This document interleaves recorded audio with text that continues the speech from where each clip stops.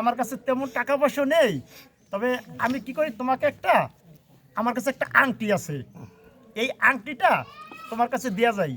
তোমার তো সংসার দেখা গেছে, তুমি যা ইনকাম করো সংসার ভালো চলে না, তোমার তো অভাব অনটন, তুমি এই আংটিটা রেখে দাও, তোমার ভালো চলতে পারবে। এটা ভক্ত পরীক্ষা। তখন রুহিদাস কী করলো, সে এই আংটি নিল না। দেখুন যে আমার যতটুকু যাওয়া আছে আপনি আমার সর্বনাশ করবেন না, আমি এই আংটি আপনি নিতে পারবো না। তখন অনেক রিকোয়েস্টে, অনেক কাকুতি মিনতিতে উনি বললো, যাক তুমি যদি না নাও, তোমার কাছে আপাতত আংটিটা রাখো, আমি ভ্রমণ করে আসার পরে তোমার কাছ থেকে আমি আংটিটা নিয়ে যাব।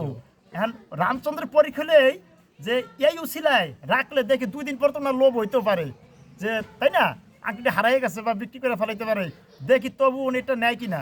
তো যাই হোক, রুহিদাস কী করলো, ওই আংটিটা নিয়ে উনি ওই চালের মধ্যে, আগে তো বনের চাল ছিল, বনের চালের মধ্যে লুকাই থিছে পরে এখন 6 মাস পরে যখন ভ্রমণ করে আসছে রামচন্দ্র, ভ্রমণ করে আসার পরে এখন আবার সেই রুহিদাসকে বলতেছে, রুহিদাস সেই আমার আংটিটা কোথায়।